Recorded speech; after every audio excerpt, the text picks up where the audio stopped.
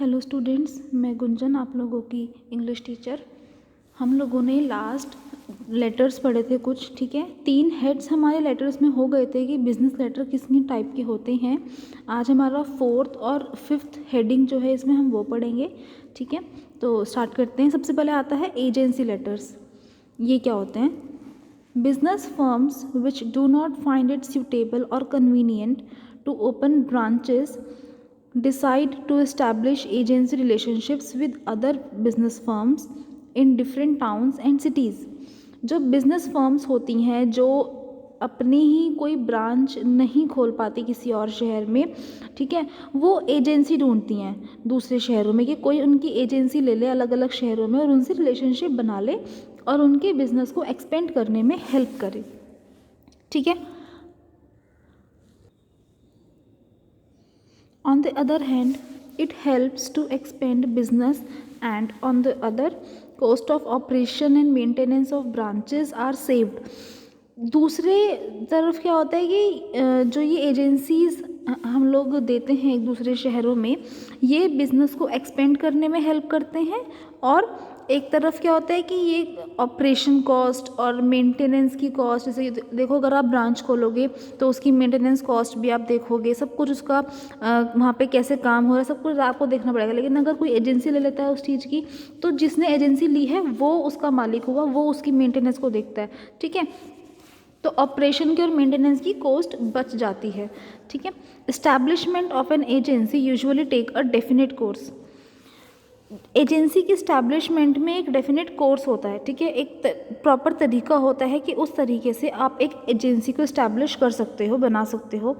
A business house on it's on may apply to a manufacturer or supplier for an agency, explaining its financial resources, business connections, area and scope of operations, guarantee of business, rate of commission, including requirement of sole agency or otherwise, and finally the business reference। देखो, business house जो होते हैं, ठीक है, ये manufacturer के भी हो सकते हैं, ठीक है, सप्लायर भी हो सकते हैं जो कि एक एजेंसी को बढ़ाना चाहते हैं, ठीक है। यानी कि ये अपना माल बनाने वाले भी हो सकते हैं, माल बेचने वाले भी हो सकते हैं जो चाहते हैं कि दूसरे शहरों में हमारी एजेंसी हो, ठीक है। The objective should be to provide the relevant information so as to help a positive decision by the prospective principal. जो एजेंसी लेटर का एक ऑब्जेक्टिव होता है, ऑब्जेक्टिव क्या होता है कि इसमें एक बिल्कुल रेलिवेंट इन्फॉर्मेशन प्रोवाइड हो, ठीक है, और एक पॉजिटिव डिसीजन लेने में, एक अच्छा डिसीजन लेने में हेल्प करे प्रिंसिपल की। इफ़ द मैन्युफैक्चरर और supplier is convinced about the particulars, अगर मैन्युफैक्चरर और सप्लायर जो भी एजेंसी लेना चाहता है उसकी डिटेल से खुश है, ठीक है, ऑफ द एप्लीकेंट, यानी कि जो भी अप्लाई कर रहा है एजेंसी लेने के लिए, उसकी जो भी टर्म्स एंड कंडीशंस हैं, उसके जो भी पर्टिकुलर्स हैं कि वो कितने में एजेंसी लेगा, किस तरह उसको मेंटेन करेगा, कितने एरिया में लेगा, वो सब चीज़ें जो होती हैं, अगर मैन्युफैक्चरर और सप्लायर उस बात से कन्विंस हैं, enquiries will be made regarding the financial position and business dealings of the applicant from the referees। तो उसके बाद क्या होता है कि इंक्वायरी लेते हैं आसपास की जगहों से उस एप्लीकेंट के लिए, यानी कि उस एप्लीकेंट की फाइनेंशियल कंडीशन क्या है, ठीक है, उस एप्लीकेंट की इमेज, बिजनेस इमेज कैसी है मार्केट में, वो मैन्युफैक्चरर या सप्लायर का बिजनेस संभाल सकता है या नहीं संभाल सकता। तो इस तरह की इंक्वायरीज जो है आसपास ली जाती हैं। On receipt of satisfactory replies from the referees, अगर जो रेफरीज हैं यानी कि जिनसे हम इंक्वायरी ले रहे हैं उनसे भी सेटिस्फैक्ट्री रिप्लाई मिल जाते हैं, द ड्राफ्ट अग्रीमेंट और form is send for completion and signature. फिर उसके बाद में एग्रीमेंट के लिए ड्राफ्ट सेंड होता है जिसमें साइन होते हैं और उसको कंप्लीट करके एप्लीकेंट को भेज देते हैं। And agency is given to that firm, और उसके बाद एजेंसी उस फर्म को दे दी जाती है। On the other hand, if the manufacturer or supplier is not convinced, a letter of regret is sent। लेकिन अगर मैन्युफैक्चरर या सप्लायर कन्विंस नहीं हुआ है एप्लीकेंट की इमेज से, एप्लीकेंट की फाइनेंशियल कंडीशन से, एप्लीकेंट के टर्म्स एंड कंडीशन से, जो भी चीज़ें होती हैं, अगर मैन्युफैक्चरर या सप्लायर कन्विंस नहीं हुआ है तो एक रिग्रेट का लेटर सेंड कर दिया जाता है। ये एक एग्जाम्पल है लेटर के थ्रू कि किस तरह से रिक्वेस्ट डाल जाती है एजेंसी के लिए, किस तरह से जो एप्लीकेंट है जो एजेंसी लेना चाह रहा है वो किस तरह से लेटर लिखता है। ठीक है, फॉर्मेट वही है लेकिन इसमें देखो सब्जेक्ट ऐड हो गया। सब्जेक्ट यानी कि किस लिए हम इस एप्लीकेशन को लिख रहे हैं। सब्जेक्ट में वो टॉपिक आता है कि इस लेटर में एक्चुअली में लिखा हुआ क्या है। तो इस लेटर में क्या है कि एजेंसी के लिए रिक्वेस्ट कर रहे हैं, तो सब्जेक्ट में यही आया हुआ है, request for agency. In response to your advertisement for appointment of agents for products in Bombay we are pleased, ये स्पेलिंग गलत लिखी हुई है यहाँ पे, we are pleased to offer our services in this regard. जो आपके प्रोडक्ट्स हैं आप चाहते हो कि वो बॉम्बे में कोई मतलब कि एजेंसी ले उस चीज़ की, मैंने आपका एडवर्टीजमेंट देखा था, तो उस रिगार्डिंग मैं आपको ये लेटर भेज रहा हूँ। Our firm has been doing business in मुरादाबादी utensils for more than 30 years. हमारी जो फर्म है वो यूटेंसिल यानी कि बर्तनों में लास्ट 30 साल से बिजनेस कर रही है। We are premier supplier of utensils in Bombay and feel confident that we shall able to push the scale of your products in this area. For the present, are you a minimum business?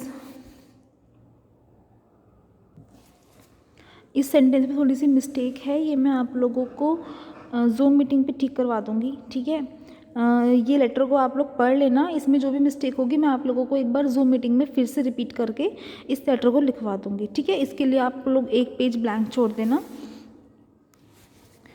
Next आता है, next heading आती है status inquiry. एक agency एक firm की status inquiry के लिए letter. Enquiries about the credibility, financial standing and dealings of business firms, customers and clients are quite often made.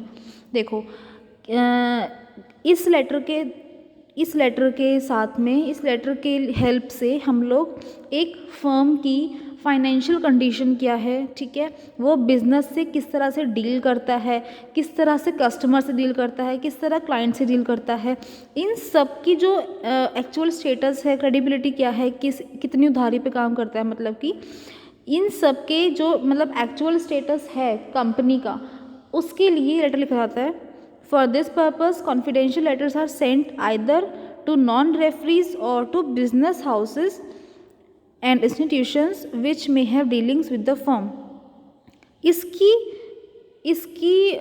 इस पर्पस के लिए कॉन्फिडेंशियल लेटर लिखे जाते हैं। कॉन्फिडेंशियल लेटर का मतलब होता है ऐसे लेटर्स जिनको आप पब्लिकली सबको नहीं बता सकते हो कि उनमें क्या लिखा हुआ है। ये बहुत सीक्रेट लेटर्स होते हैं, इनके बारे में डिस्कस नहीं किया जाता है, ये सिर्फ दो लोगों के बीच में रहते हैं, ठीक है, उनको कॉन्फिडेंशियल लेटर बोलते हैं।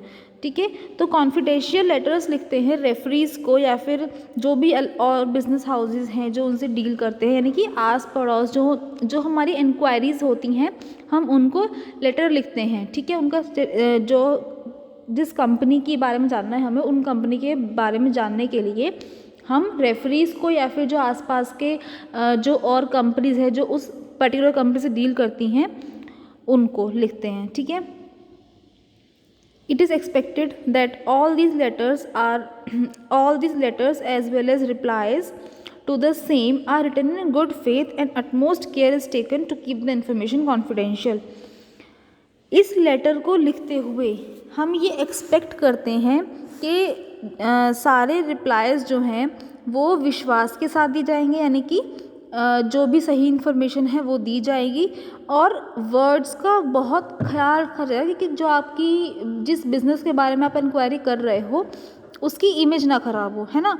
तो इसीलिए जितने भी रिप्लाई होते हैं वो कॉन्फिडेंशियल होते हैं, ठीक है, और वो एक विश्वास के साथ बताते हैं एक दूसरे को। Under no circumstances element of bias should be apparent from these letters. किसी भी हालत में जो लेटर है, जो रिप्लाई है, वो बायस नहीं होना चाहिए, यानी कि उसमें कुछ भेदभाव नहीं होना चाहिए, कुछ अपना मोटिव नहीं होना चाहिए। No exaggeration should be made while conveying a favourable opinion. एक फेवरेबल ओपिनियन देने के लिए कोई भी बात को बढ़ा चढ़ा के नहीं कहना चाहिए। कोई भी बात को बढ़ा चढ़ा के नहीं कहा जाता इन लेटर्स में।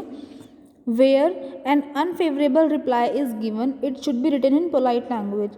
अगर कोई भी अनफेवरेबल रिप्लाई देना है, यानी कि अगर उस कंपनी के बारे में कुछ भी ऐसी बात है जो मतलब एजेंसी देने वाला जो मैन्युफैक्चरर है या सप्लायर है उसके लिए वो बात ठीक नहीं है, तो उनके लिए जो बिल्कुल सही तरीका है, जो एक बहुत ही पोलाइट लैंग्वेज होती है, उसमें वो बात कहनी चाहिए. If you do not wish to convey an unfavorable opinion, suitable reasons should be given while sending a non-committal reply. अगर आपको उस कंपनी के बारे में कुछ भी नहीं कहना है, ठीक है, आपको कोई इन्फॉर्मेशन देनी ही नहीं है कि क्या सही है क्या गलत है, तो एक बहुत ही सूटेबल रीज़न के साथ, एक बहुत ही सही तरीके से एक सूटेबल रीज़न के साथ में नॉन कमिटल रिप्लाई के लिए मतलब नॉन कमिटल रिप्लाई कर दिया जाता है. यानी कि जो जिस कंपनी को हमने लेटर भेजा है कि आप हमें फ़लाना कंपनी के बारे में इंक्वायरी करके बताइए या आपके कैसे रिलेशन है वो बताइए, लेकिन अगर कंपनी को उस बारे में कुछ नहीं कहना है, कोई कमेंट नहीं करना है, तो उसके लिए भी एक पोलाइट सा लेटर लिख के रिप्लाई कर देते हैं कंपनीज. ठीक है. It should always be remembered that similar inquiries may also be made about firms on dealing and you would not like others to give a biased opinion.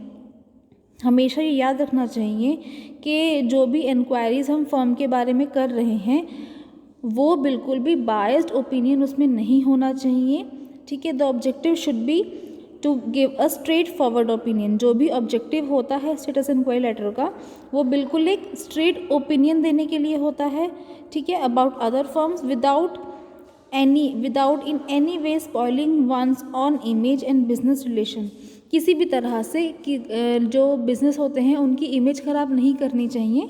ठीक है. और ना ही जो बिज़नेस रिलेशंस हैं वो ख़राब होने चाहिए. तो इन सब पॉइंट्स का ध्यान रख के ही हमें इस लेटर को लिखना चाहिए. ठीक है.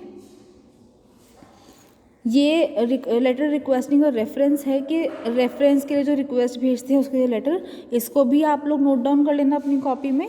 एंड देन इसका ये रिप्लाई है. ठीक है. यहाँ पर इंक्वायरी के लिए हम लोगों ने लेटर प्लेस करा कि हमें फ़लाना कंपनी के बारे में जानना है. ठीक है. और यहाँ पर हमने उसी लेटर का रिप्लाई किया. ठीक है. तो इसको आप लोग रीड कर लेना, जो समझना है वो मेरे से जूम मीटिंग में पूछ लेना. All right. Thank you.